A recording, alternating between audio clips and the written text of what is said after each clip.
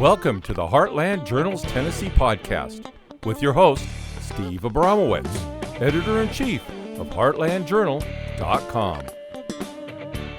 Howdy, y'all. Welcome back to a very special episode of the 10th annual Gideon Film Festival in Nashville, Tennessee, October 11th, 2025, and the Heartland Journal podcast.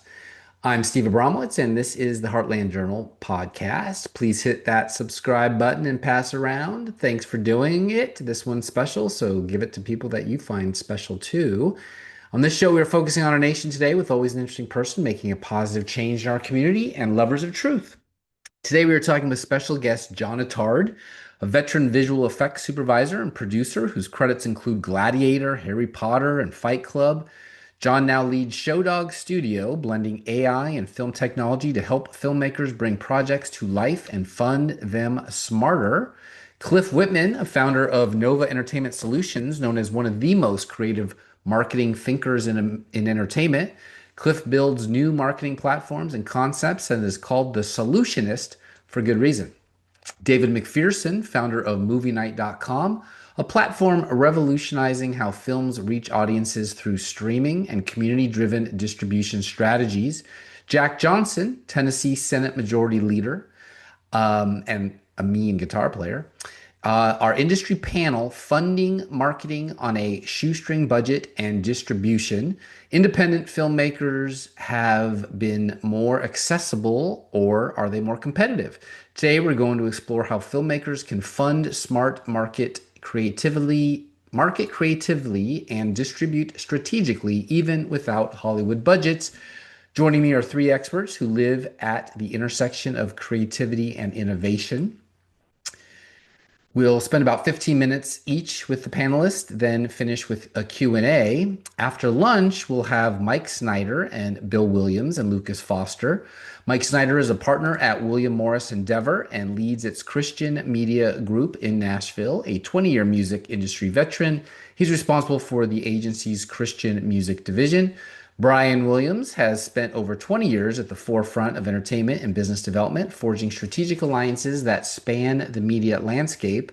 And Lucas Foster, best known as a producer on Mr. and Mrs. Smith, Ford versus Ferrari, based on credits in that role in 10 films with $1.247 billion worldwide aggregate box office. And then my third panel of the day with Michael Blanton, Hank Irwin, Chris Thomason, and Nick Searcy. Michael Blanton built a creative house that would grow beyond his dreams. Amy Grant, Michael W. Smith, and he created the Christian contemporary music genre that is still thriving to this day. Hank Irwin, a broadcaster and a former Republican state senator from Alabama and father of the incredibly talented Irwin brothers, John Irwin behind House of David, and Andy with I Can Only Imagine 2 out next spring. And the Jesus Revolution. Chris is a veteran of the music, media, and event industry as an executive producer, a producer, A&R, and audio engineer. He has been a part of music, videos, and films that have sold in excess of 40 million units worldwide. He has worked with Grammy and Tony Award-winning artists, and his creative work has been awarded multiple RIAA Platinum and Gold Awards. Many of these products have been nominated, and some have won Grammys, Stellar, and Dove Awards. Last but not least, Nick Searcy, actor, star of movie and TV, and author of the book Justify This, A Career Without Compromise. You'll want to stick around for the Q&A on all these immensely talented and creative people with a combined career spanning over 100 years in a business that most don't last one. Many of which have been on my show or my old show, if you remember, the CEO Special, still available on YouTube for free if you want to learn more about these folks. I hope you like it. Let's do this. Hey y'all, big day for the show and for yours truly, the host of the heartlandjournal.com website and podcast. Thanks for tuning in. We're going to try to put this together if we can in a bit of a video blog and whatnot, but today's a big day. Gideon Film Festival, 10th annual, so it's a big deal. Got so big it had to move from Johnny Cash's ranch, which is called Bon Aqua or Storyteller, to the Nashville Film Institute. So on my I'm on my drive there right now. It says about 30 minutes according to GPS machine. So 10:30 is the first panel. It should be right on time. And then we have 2 more panels. And the goal, the one and only goal of my panels, what I'm trying to do is to make the case that yes, indeed, moving to Tennessee was for a purpose, and the purpose was to make Tennessee the Heartland entertainment capital of the universe. Broadway and Music Row have done that for about a half century for country music, as you know, but never been a great place for making movies. It's not a destination location. And if you've been following my show, you'll know I've had plenty of shows from folks from Texas and folks from California and folks who have been longtime legal work in Hollywood, etc., even guys who live in Germany and was in the movie Die Hard, because Hollywood is just not the place to be. So Tennessee is not competitive, but they can be, and they will be, and they should be. And thanks to yours truly, we have moved the needle a little bit. So I brought together some amazing folks who have all been on my show in the past from the political world. Senate Majority Leader Jack Johnson from Tennessee. From the entertainment world, Hank Irwin, the Kingdom Story patriarch, which came up with the Jesus Revolution. Mike Snyder, who created the Christian division of WME, the oldest talent agency that just merged with the biggest sports agency to be the biggest talent agency in the world. Been blessed to have them all on my show. Mike Blanton, who basically created the Christian contemporary music industry. So we're going to get to talk about soundtracks and Christian movies and music from that angle. It's going to be quite fascinating, including killer apps like independent filmmakers from Third Coast Film, as well as John Attard and his Showdog Studios. These are disruptors of the movie night, disruptors of the new Netflix and MGM at Amazon tracked.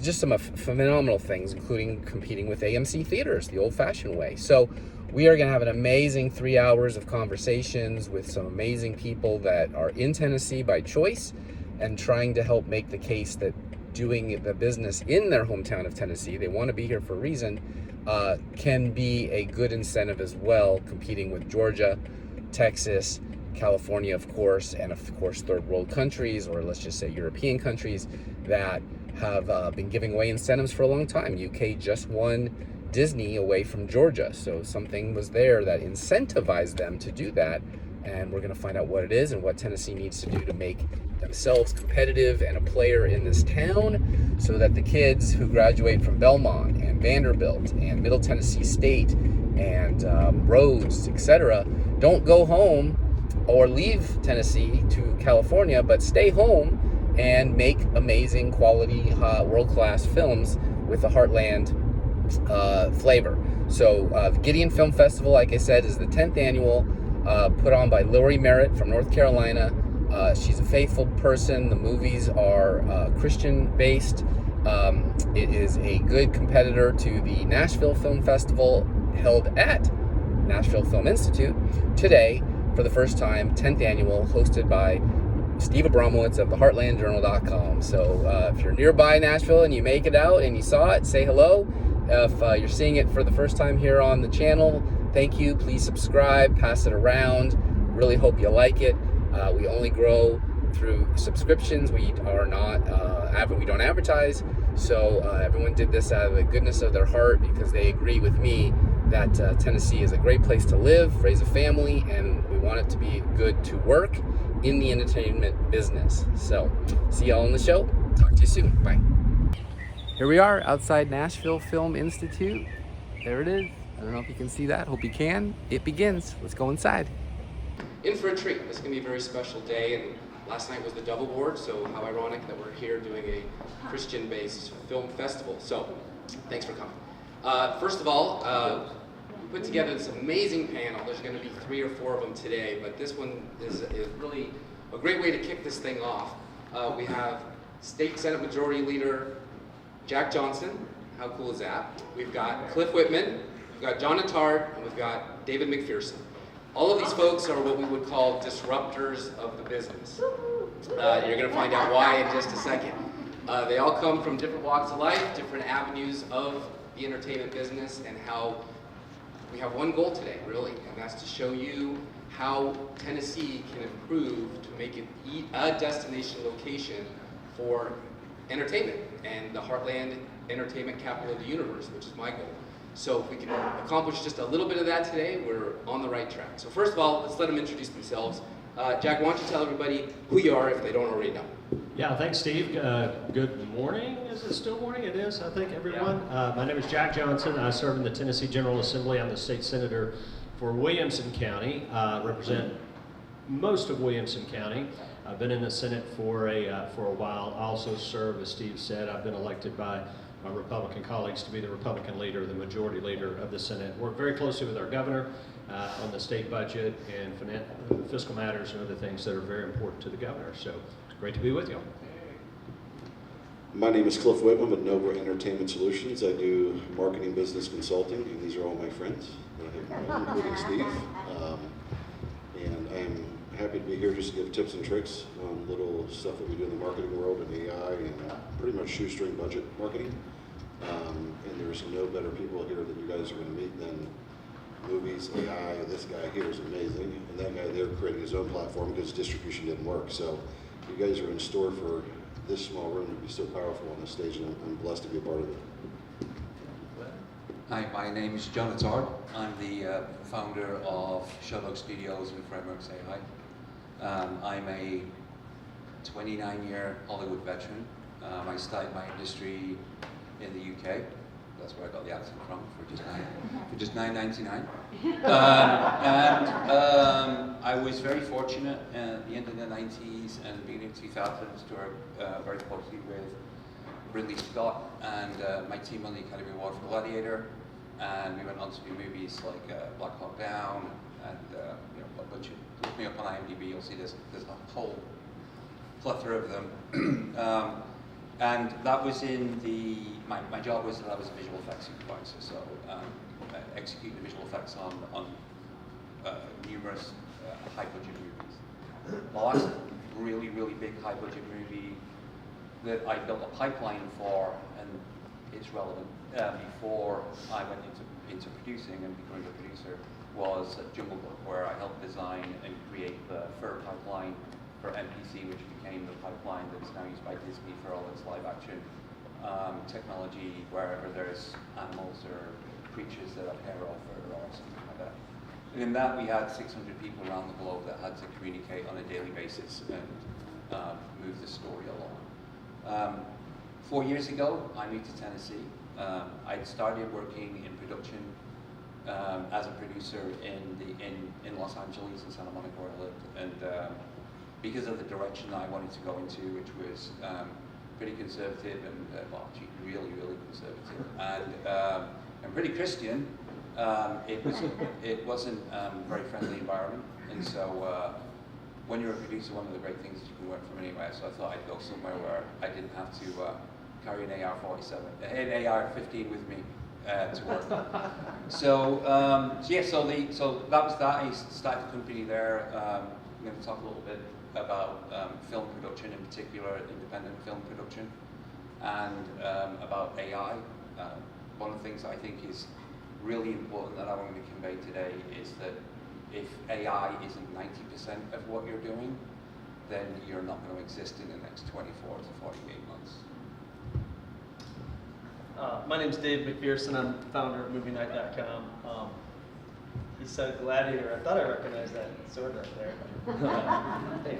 That's a terrible joke. So I'm an inventor. I, pre-COVID, started, for whatever reason, God started bringing me to Beverly Hills and Hollywood, and I ended up meeting and becoming friends with Rob Schneider, the actor and comedian, and started hearing the pains that he went through in his career. And I was honestly surprised that people are that evil, to do that kind of thing to each other. So I had spent years in, I developed the technology to remove eyelid tattoos from little children that are sex trafficked, and spent 7 years in that evil world and got out of it. So post-COVID, I met with Rob, and he's like, hey, there has to be something new, and if somebody would build it, you're going to get the industry. So God opened doors for us to get the Movie Night brand, the domain, and we built a technology platform. We have 36 patent applications. So we built something that gives independent producers a leg up. And the way that our process works, it's the first of its kind. It's called Redemption Video on Demand. So we built a universal loyalty program platform that allows merchants to become like an Amazon Prime. So once integrated with us, they can offer their customers streaming with purchases. It's an extra layer of revenue for the industry. And I didn't know that when we built it, that God would use it to bring the executives of the industry to want to be our friend. And we've met with the Walmarts and the Sonys and the MGMs, et cetera. So we launched it 3 years ago. Rob Schneider made a movie for us. It was actually a surprise to me. And said, hey, I want you to take this movie and test your platform. And so we did, and it worked well. So we turned it off and figured out, ironically, our greatest enemy was the Christian film community. They really don't want us to exist for some reason. So I thought we'd have a lot of support from within, and ironically, our support came from outside of our little Christian universe here. So I'm really happy to be here today. So if there's anything I can do for anyone, please feel free to reach out. All right, excellent. And thank you, Steve, for having me. Steve's an early investor, one of the first, and one of the first people to come along and say, hey, I believe in you. So. Oh, well, thanks. That was unexpected. I will pay you later for that. All right, so the way this is going to work. You already paid him. I hope I'm on the right track here. Okay.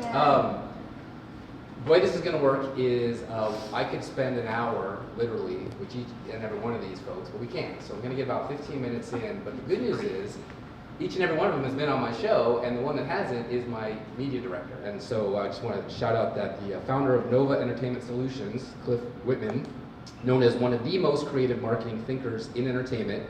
Cliff builds new marketing platforms and concepts and is called the solutionist for good reason. He wouldn't have told you that, even on the stage like this, so I have to tell you so that you know that this guy has a reason to be on the stage for sure. So this panel is called Funding, Marketing on a Shoestring Budget, and Distribution. I mean, that literally is the independent filmmaking in a nutshell. So we're going to get to talk about that as fast as we can. Independent filmmaking has never been more accessible. Cheap phones, cheap technology, cheap editing. It's unbelievable what you can do today versus years gone by, but not that long ago, 5 years ago.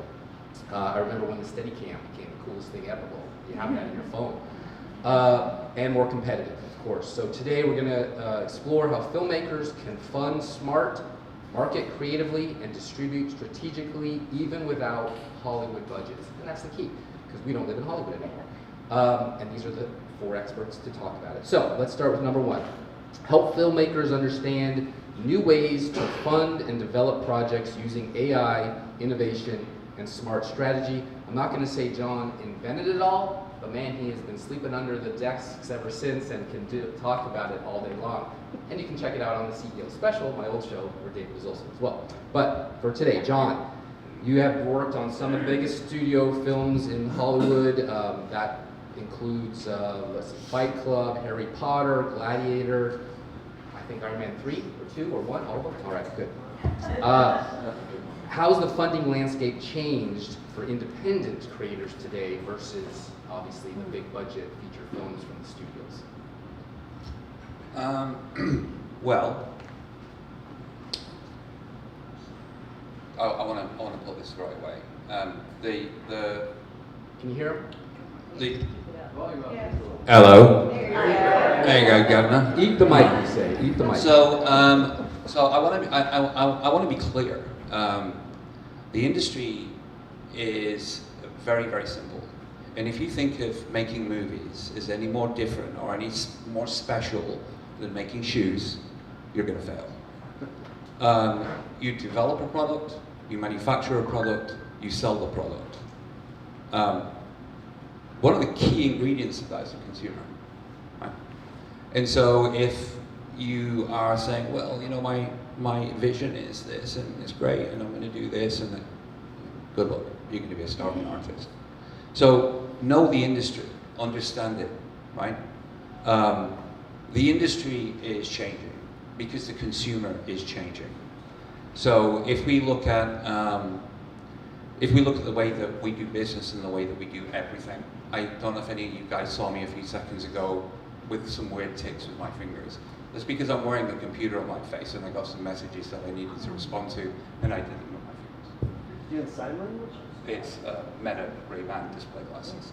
So how we purchase, how we deal with money, how we communicate, social media, creator platforms, the advent of AI isn't going to change the film industry. It's going to change absolutely everything that we do in every way possible, and it is an incredible tidal wave that's coming that is going to be devastating.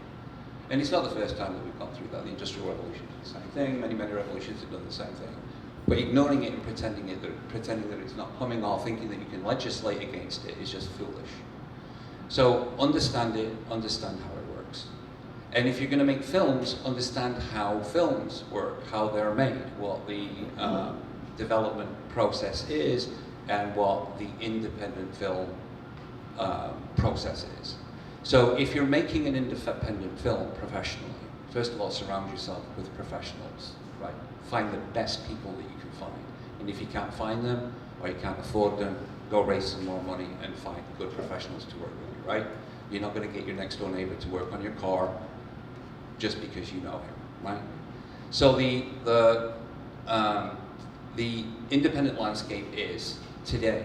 If you're making an independent film, your risk profile should be 0.47. What is a risk profile? A risk profile is the risk that you're asking your investors to bear to make the product, right? So 0.47 means that if you're making a film, you should be spending, that's a $10 million film, right, for a low budget film, then you should only be trying to raise $4.7 million in capital. And the reason you're only selling $4.7 million in capital is because you raise a lot of the money ahead of time. You raise the money ahead of time through the following. Tax credits, very, very important. Everywhere offers them, all over the world. We're doing films all over the country, we're doing films all over Europe, right? That is a very, very important component of making an independent film today. In fact, you would be very hard pressed to find an investor that wouldn't demand that of you, right? Number two, minimum guarantees and pre-sales. Minimum guarantees and pre-sales mean you go and you shop your movie around the world with your packaged product, which you've packaged correctly in pre-production, and in development, you have this director, this actor, etc., etc., etc. Now, depending on who those people are, a value will be attributed to your film, and then Germany, France, Italy, England, Japan will potentially give you a pre-sale or a minimum guarantee, which could be millions of dollars, which you put into your film. That's how you get to 0.47. With the advent of AI, production costs reduce.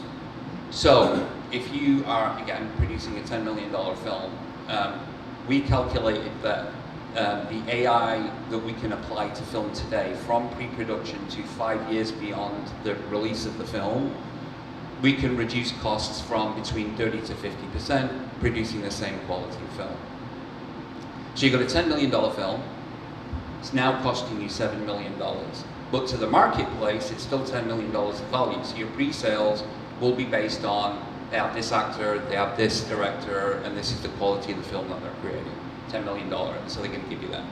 But then, you take that $3 million, and what you do with that, you don't pocket it, you apply that to what AI tells you to apply to. And we have a platform that tells us this. Either marketing or more talent. So then effectively, you go into the marketplace, and your film is worth now $13 million to the marketplace because you've got better cast, you spent more money on marketing, and it cost you 7. And of that 7, you should only be spending 47%. So that's the structure of what you can do and how AI is affecting you today. In 24 months, 48 months, it will affect it even further. So for getting a film off the ground, getting it distributed, and trying to make your money back on it, this is what the independent distribution model looks like today. And by independent distribution model, I mean anything that's not a studio that's paying you to make the movie. Does that answer the question? Yeah, thanks for coming, everybody. That's everything. We get out and make independent films, no problem. All right, Cliff, there it is. There's the landscape. So how do you start marketing a faith-based film with little or no budget? How little? Like 3.3 million at the 0.47, or like? Well, so we can define that pretty easily. An independent film is kind of in the 10 below $1 million. Usually the average would be $2.5 to $5 million at the most, and assuming you're not getting a top-rated $10 million SAG minimum actor. So let's just say Which not everybody gets. Let's just say the $5 million range. Okay. Well, let's just say 5,000. Dollars?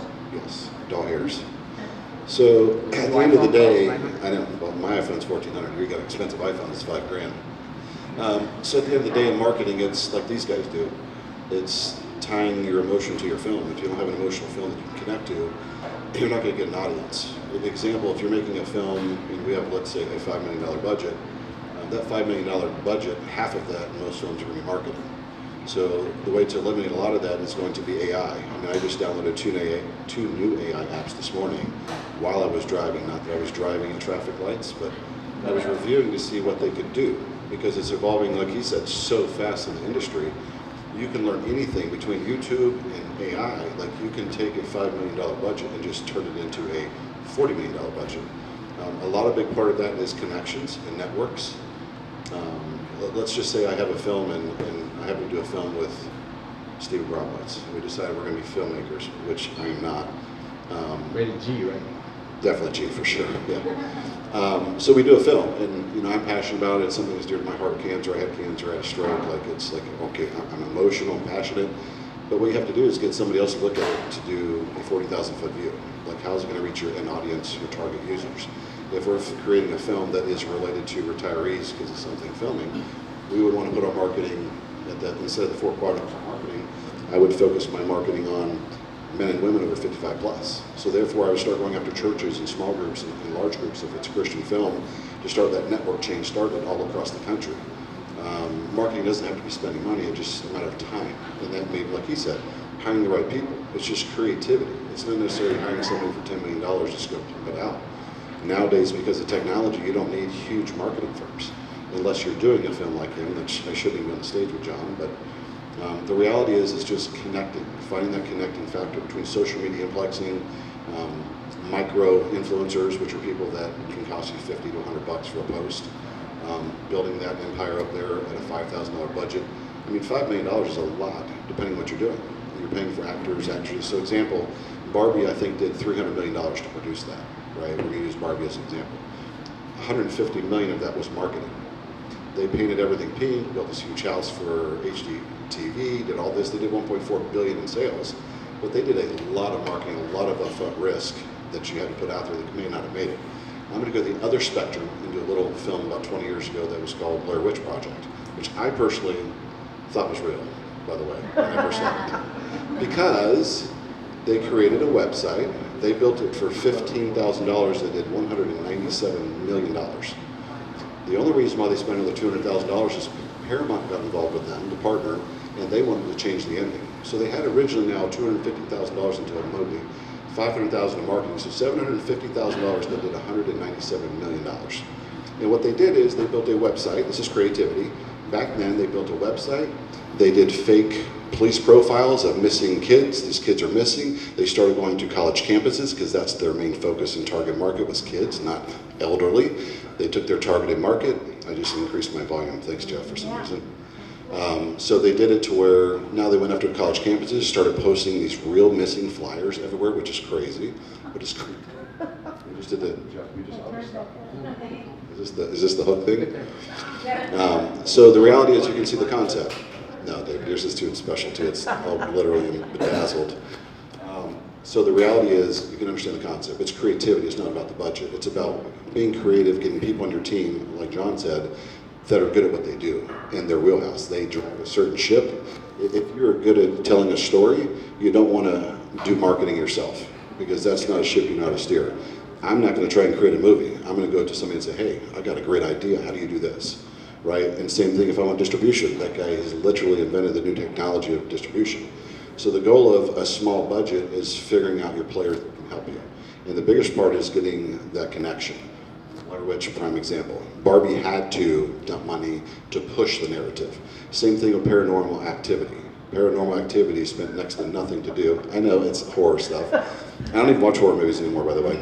But Paranormal Activity, same concept. They got this buzz of this shaky film, and it's the same concept. They spent minimal money, and their cost, or the risk versus reward was crazy.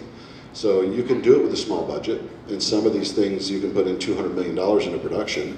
I work with the Irwin family personally, a nonprofit we do, and they just got huge money from Lionsgate. But if they don't have a story to tell, that money's worthless. And if you don't have the connections to push it, I mean, think about these guys right here. Between just these three, I can connect you to so many people in the world. So here in Nashville, since I moved here, it's about networking connections. If you know somebody, you're trying to push a film and a budget out, the guy sitting right there is Bob Farnsworth. You'll hear from him later. He's amazing. He did the Frogs Budweiser commercials, by the way. There's connections here, and it's just taking that budget and figuring out what you can do with it, and being creative and thinking outside the box on the college campuses. Yes, it's crazy to do a film these kids are missing, but work times $200 million. So just be creative is the answer to budget, plus using AI. If you're not using AI, and this is a marketing guy, I mean, I'm in technology, I create platforms. AI is your world. And I know a lot of people that are in their 50s, 60s, 70s, like my parents are 70. I don't even understand use my phone. It's not hard. AI is so simple to use. So learn AI, it can help you do sizzle reels, it can help you do trailers, it does so much for you. I'm 56 and I still code. It's not an excuse. That's the point. Steve, can I touch on the marketing for a second? Well, I did want to ask you, so he puts together a nice social package, John creates an amazing story with great writers, and it's entertaining. How do you distribute it? As far as marketing, or are you talking about film? Independent filmmakers today, how are they going to distribute through you? Through us. Okay, so if you were to come to movie night, is this streaming live right now, or how secret can I be here? How many secrets can I give away? Only your best million friends, that's all you have. But I know where you're going with that. It combines marketing with distribution to blend. Yeah, so the way that we're helping independents, which I love independent filmmakers, they're entrepreneurs, and first of all, you gotta make your product really, really good. My brother here touched on that a few minutes ago. So you want to have a good product. But what we're doing is we offer an incentive to the Netflix, the MGMs, the Amazons, and that incentive is called Fly Over America. That's our, if anyone doesn't know what that is, corporate America kind of carved the United States into two pieces. One is coastal America, and the other is Fly Over America, and it's based on religious beliefs, political beliefs, etc. You can use your imagination to determine what group does what. So, Fly Over America is the majority of the profit margins for corporate America. But because of wokeism that has come over the last 10 or 15 years, Fly Over America has detached themselves to a lot of brands that are over in California. So we created something that can bring Fly Over America back to those brands. So we have a business process that we designed to go to, again, an MGM or a Sony or a Paramount or whoever, saying, hey, here's this title. This title is going to be promoted to an audience for you to get people to come there. But in exchange for that, we want something from you. And that's part of our secret sauce we haven't announced yet. So we could take a film and kind of toss the film around from streaming brand to streaming brand, getting something from them, offering the film owner a new monetization opportunity. So if anybody does want to know more, I'm willing to sit down. I have to be careful what I say, Steve, just because of our patent applications. But we basically created a film exchange process where it's almost like title for title, but it comes with us bringing an audience to them, kind of. But if anybody has a film you want to know more, please come and ask me. I'd love to tell you more about it. Okay. Off the internet. All right. So one thing, Steve, can I stop before we forget? Sure, sure. This gentleman right here that's turning 36, by the way, today, he came on his birthday away from his family. Can we all say happy birthday on 3? 1, 2, 3. Happy birthday. Just wanted to say that. I hate you. We don't celebrate those in the UK, so we don't. Get arrested. So we've just put it all kind of together, how to do it on the cheap, how to do it well, how to socialize it so that people know that it's coming, create some anticipation, some buzz, how to distribute it if you don't have the big budgets that the Warner Brothers and the Disneys of the world do. So you said a naughty word, you said flyover country. We are sitting in flyover country. So as much as we love Tennessee, Tennessee is flyover country. So I invited Senator Johnson to tell us how are we going to make flyover country relevant again or great again? Wow, that's a small question. Let's keep it focused on the entertainment business. Sure. Well, let me start by saying I know nothing about making movies. I know nothing about marketing movies. I don't know anything about this industry.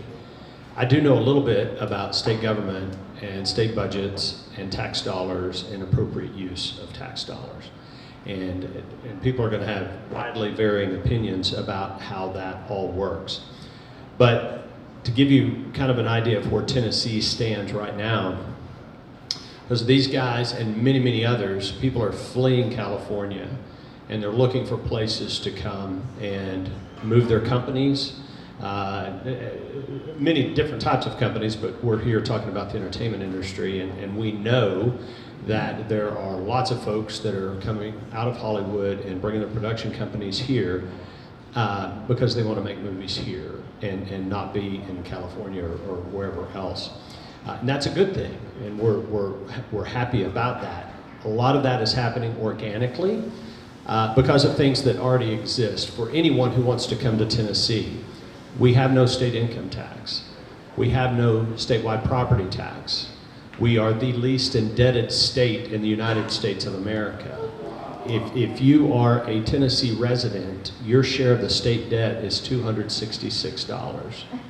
The next closest is Texas, which is $680. And what do you think Tennessee needs to do to get you to do more projects here, as opposed to when you look at your budgets and your investors and what they want? Prague makes sense all day long. Even British Columbia, Canada still outperforms California. What do you need to stay here? So, first of all, the ability to have the conversation. I've been trying to have it for 3 or 4 years. I had the head of Disney ready to have a conversation, and I wasn't able to get a meeting. So, I love Bob Raines, really love Bob Raines, but when we wanted to escalate beyond Bob Raines, because Bob needs to work within his within the rules that he's mandated with. And we needed to do that because I had the head of Disney, head of Warner Brothers, and head of Paramount that were offering to bring billions of dollars of production into Tennessee. I couldn't get a meeting. So that would be nice. The other thing is that I think that what we're doing also is we're looking at the film business. I started by saying you've got to think of it like making shoes. Making shoes isn't just about the shoe, right? It's about everything else that goes into it. If you've got LeBron James wearing your shoes, for example, you're going to sell more of them, right? It's your marketing part, that's your big star or whatever, but that's just the product, or the manufacture bit, the factories, all the things that go into it, the design, and the finance. So I just want to touch a little bit about finance. All of the little components that you talk about, where you get your minimum guarantees or you get your tax credit, wherever you go, that state or that country, the UK or France or Italy or Georgia, don't write you a check. What they do is they promise that when you provide all of your very meticulously done paperwork at the end, that they promise if everything is above board, they will then reimburse you a percentage of what is eligible based on what you provide, right? So that's a problem, because you're at the beginning of the film, you have to spend all of the money before you get to the point where you can get this reimbursement.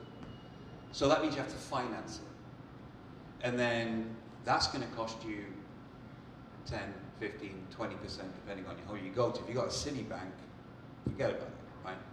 Especially if you're a filmmaker that is a new filmmaker and you're making an independent film. And low-budget independent films are very high risk, right? Some of them will make $500 and they spend $50,000 doing it. Well, it's high risk, right? It's the amount of money you spend versus the potential for return that dictates risk. It's not if you spend $500 or $5 million or $500 million, it's about the risk. And you have to be able to show that from a business perspective. As we're moving forward with the industry and technology is playing a bigger and bigger and a bigger role in everything. So currently, Frameworks AI, we're actually making a film in Texas where there's a whole component of the film where we can literally film it anywhere and we can put whatever we want in there using AI to generate it. It doesn't really matter to me where we film it. All I need is a sound stage, i.e. a place where I can control the sound and 4 walls, right? So technology plays a really, really big part in what's happening in the future all the way through, right? And just talking about branding, for example, there's a thing called virtual product placement, which is your ability to put product placement in a product after you made it. This is a big key component of what we're doing at Frameworks AI. We're currently working with Happy Days. We've calculated that Happy Days, the show that we all watch, well, some of us, I apologize to anyone who's younger. Great show if you haven't seen it. Fonz. We calculated that the Happy Days, which is currently making very, very little money on fast channels, and another thing that I think you absolutely have to take a look at is have to look at the evolution of fast channels. Do you guys know what a fast channel is? Free ad service television, right? So this is going to be a very, very big part of the future, and it's going to be driven by brands. And there was a time when nearly all of our television and all the films was driven by brands and sponsorships. Not a new idea, but technology has brought us back to a place where we can do that again. So going back to virtual product placement. We have the ability to change, let's say we wanted to change the Fonz's t-shirt, and now the Fonz's t-shirt has Coca-Cola on it, or Gatorade, or Toyota. We can do that in 8 minutes per shot, right?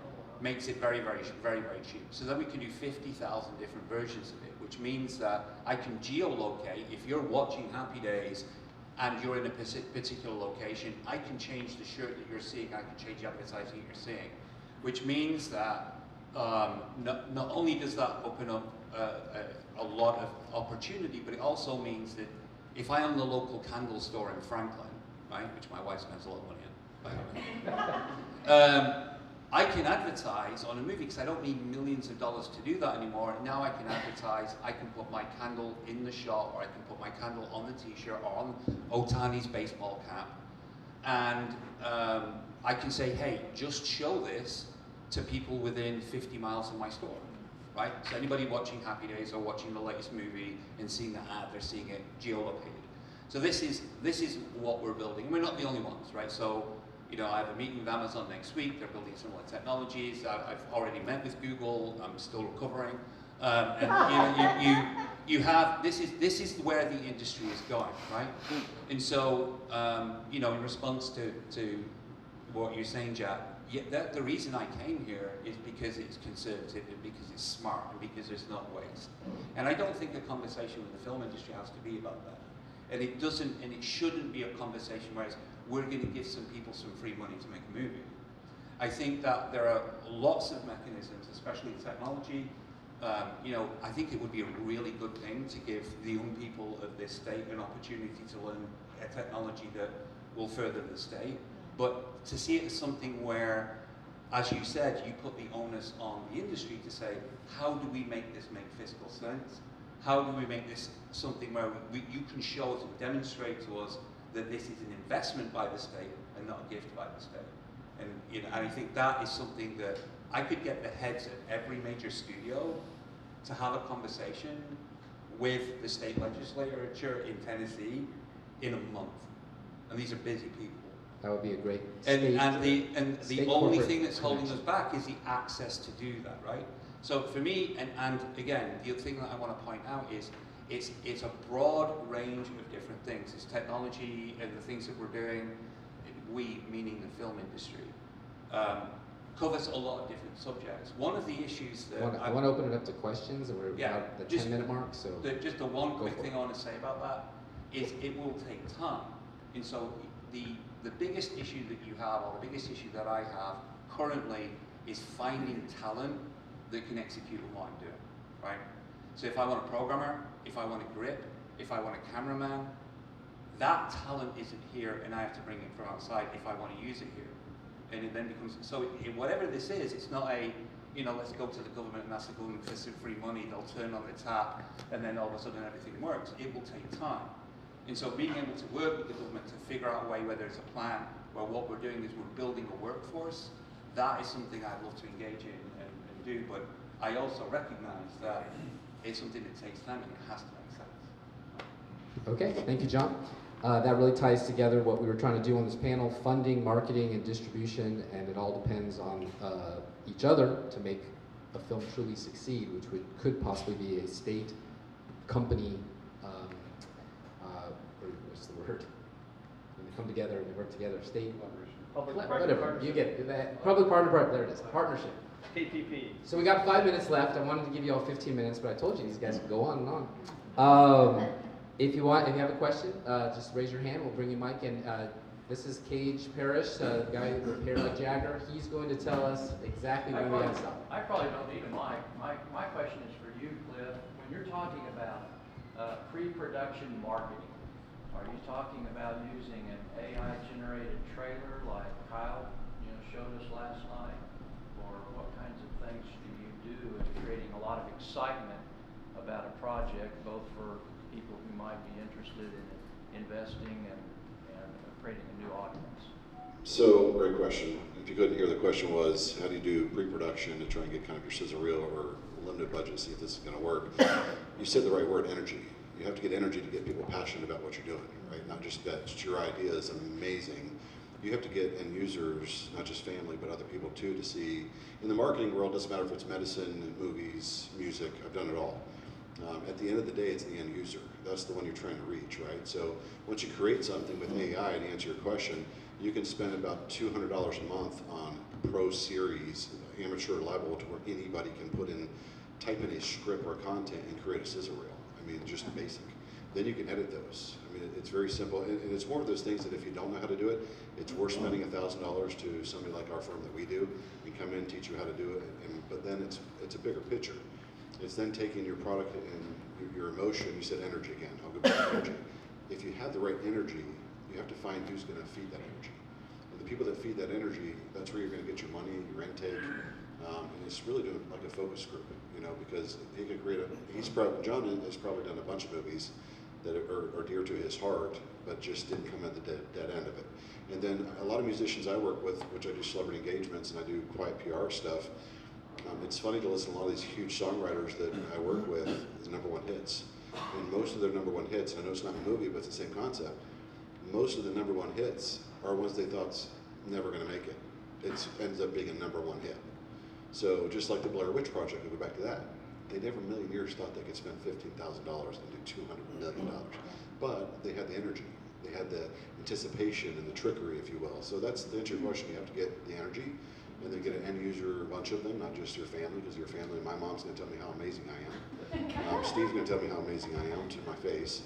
And it's really not creating the wheel over again. I mean, this has been going on forever. I remember growing up in LA, we would go to screenings. We took responsibility for the end of Fatal Attraction, where she got shot instead of lived happily ever after. So you're welcome for that. But that's what it is. Focus marketing to just say, do you like this ending or not before we release it? Trust, urgency, credibility, and value causes attraction, conversion, and retention. Can you say that one more time? Trust, urgency, credibility, and value. And that achieves every business owner's goal, which is attraction, conversion, retention. Do we have another question before we run out of time? Yes, ma'am. So talking about the incentives, right? And you kind of touched base on the fact that you being a film producer or creating a film here, you've got to outsource, right? And that creates time, but also that also would that also put money elsewhere in other states when you're bringing them in, or would there be? I tried to film it for a year and then I gave up. Okay. So, I mean, I just film elsewhere. I feel lucky if I film in Atlanta because it's a shorter drive. And I guess a second question to that is, would it be a good possibility, idea, to invest those incentives into, say, like film schools that are here in Tennessee that are going to be producing movies and have that desire for the state of Tennessee and for the residents of Tennessee? I don't know if that Can I just answer that to Yeah. a certain degree? UCLA is UCLA because of Hollywood. Right? Everybody wants to go to UCLA, not particularly because it's a great school. It's or not. USC. It's is. because they walk out and they're going to get a job, right? So you're not really incentivized to study anything in a place where then you're going to have to leave that place in order to do the job, right? And that's just simple for me. Jack, do you have a comment? Yeah, and it's a frequent conversation we have in many areas of government, and that's workforce development. And whether it's healthcare, whether it's the trades, home building, whatever, all these companies are coming to Tennessee, and the biggest concern they have is where they're going to find their next generation of workforce. And so, again, there's a proper role for government. It's not the role of government to make sure you have enough employees for your business. You can come to us and let us leverage the assets that we have, our Tennessee colleges of applied technology, our community colleges, obviously our university system across the state. And there are a lot of conversations about that. Now, there's one high-profile producer right now that is actively partnering with Middle Tennessee State University and Belmont University to create programs to train kids, that I say kids, college age, young adults that want to go into the business. And so that is an instance where the individual who's running the enterprise is engaging in that. And Middle Tennessee State University is a Tennessee-funded public university. Belmont's not. Either one's great, right? And so then the university may come to us and say, hey, we've partnered with this production company to train more, whatever that you need to make a movie, right? I don't know what all that is. Movie makers. And so and then they ask us for more budget, and we say, okay, yeah, great, you've got the student demand. Let's make that happen. That's not so much about specific film schools, training people to be filmmakers. I actually have more concern about the workforce development side of the things and making sure that kids who want to go into this industry and work there know that, hey, you can go to this Tennessee College of Applied Technology in Hendersonville or Franklin or Murfreesboro, and they've got a great program that you can go to for 6 months or 12 months, and you come out making X number of dollars working on TV and film productions. Those are the kind of connections we have to make, and but it is a real concern. All right. Well, do we have time for one more? I'd just like to ask Senator Johnson, what legitimate pushback do you get for increasing tax? Not tax incentives, just incentives. So anytime we're going to spend your tax dollars, and that's what they are your tax dollars, we have to be able to demonstrate, and I'm convinced, I mean, I'm the biggest cheerleader, out there for doing this. So, but when I go talk to a colleague of mine who represents rural West Tennessee, and he says, why should my constituents' tax dollars go to fund more of this? Then what he or she wants to know is, what is the ROI to the taxpayer? What is the return on investment? Now, because I've got a lot of friends that are in the industry, I've been convinced that the ROI is there, with certain guardrails. But that's fundamentally, as I started my comments earlier, we're the most conservative, best managed state in America. We're the best fiscally managed state in America. And the way we got there is because we're very, very careful deciding how to spend your tax dollars. And if we're going to spend them, we got to be able to go back to our constituents in our district and justify what we spend them on, whether that's hiring more state troopers, whether it's funding more, science buildings on college. I mean, we have a $52 billion state budget. We have to justify how we're spending your tax dollars. And the data is there the data is there, the numbers are there. But that's the case, and that's why I didn't get a lot of pushback when I recommended to the governor, and he agreed. And as the majority leader, I'm the sponsor of the state budget. I sponsor our state's budget. I carry the bill that is our budget in the Senate. And so when I'm going to my members asking for their vote on it, and they have a question about, well, why did we do $5 million more here? Well, let me explain why. Because we're creating this many jobs, because tourism goes up by this much, and it generates a lot of tourism, tax dollars. And they say, oh, okay, yeah, that makes sense. So you just have to be able to justify why you're proposing to spend those tax dollars. And be sure to tell your local legislatures exactly that. If you're in one of the 94 counties that aren't Williamson County, they need to know that, hey, wait a second, my friend who just graduated college wants to do film production in Tennessee, and he's going to go to UCLA if you guys don't get with the program, and gals. So it's been a great conversation. They've all really loved it. We've got time for one more question. Sure. Could you elaborate a little more on the cultural criteria for filming in Tennessee, and is there a place we could go to get that list? Yeah, it's actually in statute. I'm sorry I can't cite the exact title, but if you want to call my office Monday morning, I'll be happy to email it to you or something. This is, again, is what governs Bob Raines, who is our entertainment commissioner, great guy. He has a budget, and he gets to go out and meet with people that are doing different projects and talk to them about their needs. And by the way, it's not always incentives. I mean, there was a production taking place in my district, and they were filming at someone's house, and ended up finding out that they were in violation of a local ordinance at the city level. And I mean, they had the crew all lined up, hundreds of thousands of dollars ready to spend, and they had ready to shoot, and we had this issue. They called me, and the mayor's a friend of mine, and so the city manager, so we were able to sit down, and they realized the importance of this, and all. We were able to get it fixed. It's things like that, and I've heard from a lot of people who've moved here from California that if they had that situation out there and had made the call, they wouldn't have got the call back. And the fact that here, we got the mayor, the city manager, the state senator, Bob Raines. I mean, within 24 hours, we got it resolved. They were able to make an exception to their ordinance, and they were able to move on and do the project.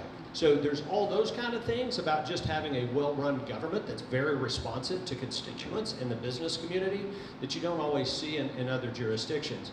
But to your point, it's generally speaking, first and foremost, it cannot reflect negatively on Tennessee. That's number one, to receive the incentives. And then there are guidelines in there relative to, as I said, gratuitous sex, agenda-driven, type things.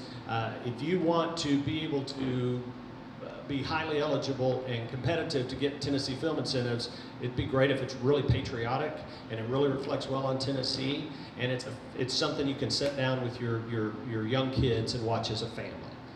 That's a generalization, but that's what we're looking for. Now, if you are a production company and you want to come here and make a slasher, horror, gratuitous sex movie, whatever, there's nothing stopping you. You're just not going to get any incentives from us to do it. Does that make sense? That's an excellent point. I wanted to say that is that they do. There's plenty of movies, probably 95% of them, that don't tap that incentive. It's too small, number one, but number two, they want to film here, they will film here. All 95 counties have a production going on year-round every year. They're just not all getting incentives. So the goal here, obviously, is to say, hey, the state can actually partner here and make some money on the whole deal and employ some people and create a generation of folks who want to come here as well. So Can I ask a question of the audience? That's it for the time. Somebody's supposed to be telling me if it's 20 minutes to go, I think. 20 minutes. Oh, I'll sit. You could do 40, so go for it. No, I want to ask the audience a question. Who in here isn't a producer? Isn't? Yeah. Isn't? Right.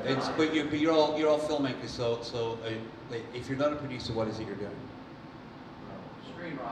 Screenwriter. So you're in the beginning part of the process, right? So just the thing I want to say is it's not on Tennessee, the state of Tennessee, to put you in a position to make films.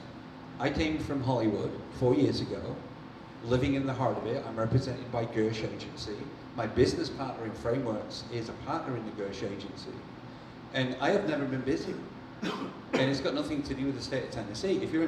If you needs to film something and it needs to be somewhere that looks like Tennessee, then that's an issue. But if you're producing a film, it's not really on the state of Tennessee to get you to do that. It should have zero impact, zero. So it's, you know, it'd be great to get something from the state of Tennessee. What I'd like to see is I'd like to see the opportunity to create jobs for the future, and I think the AI is a massive component because it touches everything. If you're an AI developer right now, you can get $100 million to $300 million contract as an individual working for Facebook. That's what the industry is. That's how much it's going to change things. But if you're a film producer, you don't need funds from Tennessee. If I'm shooting a film that's set in ancient Greece, where am I going to shoot it here, right?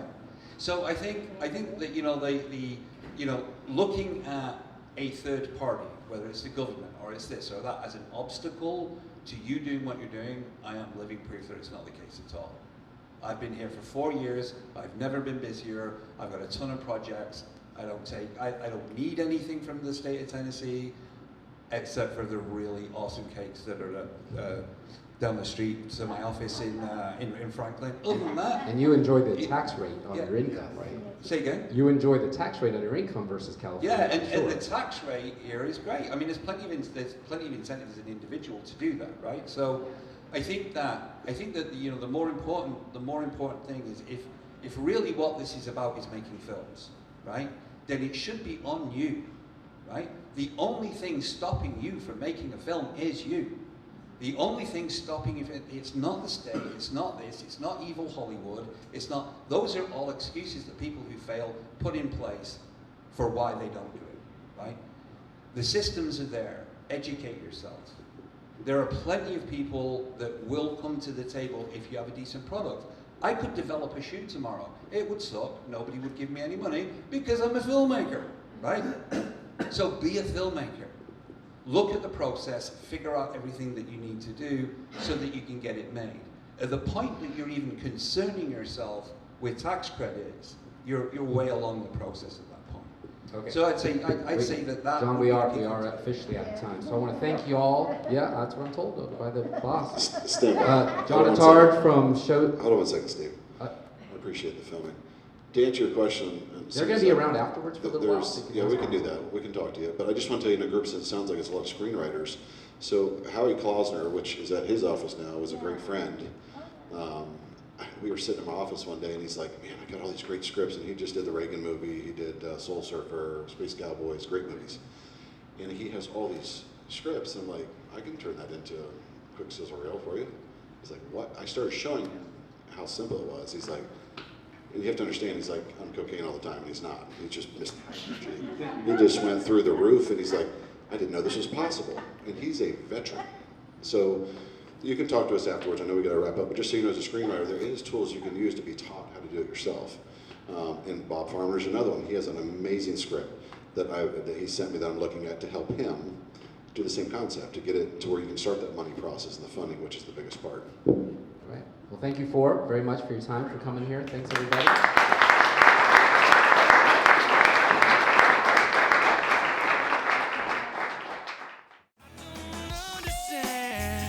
Heartland Journal Podcast is the media property of heartlandjournal.com, where you can find news stories, commentary, and content serving the heartland of America. Any views or opinions represented on the podcast are personal and belong solely to the creator and do not represent those of the people, institutions, or organizations that the creator may or may not be associated with in professional or personal capacity unless explicitly stated.